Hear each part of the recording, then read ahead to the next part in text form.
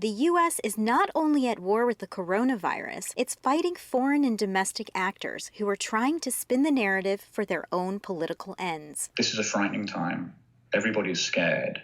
And that's what all the different disinformation actors are trying to target. Once you're scared, you're going to be less thoughtful. A Chinese foreign ministry spokesperson recently said the coronavirus started in the U.S., sharing a dubious report that suggested it came from a biological warfare lab at Fort Detrick. Iranian state media echoed that message. And then there's Russia. They're putting out all sorts of disinformation, competing narratives about where the virus is, what it's doing, where it came from, all of this stuff through their regular overt channels like RT and Sputnik, but also through kind of covert underground influence channels online. Disinformation experts say the messages are meant to preserve the authoritarian regime, especially as Russian President Vladimir Putin supports a constitutional amendment that could keep him in office for another 16 years. On the issue of disinformation, is there any particular locus for this disinformation, or is it diffused?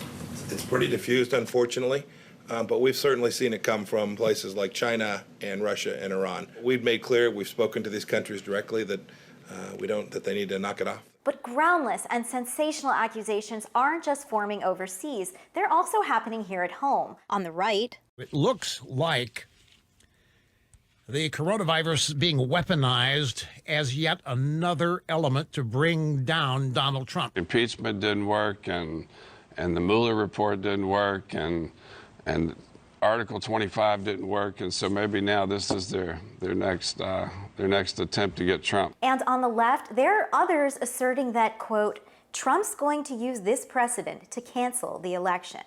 Just to be clear, he can't. A lot of it boils down to the blame game, and in various different ways trying to push different stories that will make it look like a particular country is to blame or a particular group is to blame. Clearly, neither of them are true. No one created this virus in order to wreak political havoc. It's something that's very unfortunate and something that's going to cause tragedy in millions of Americans' lives.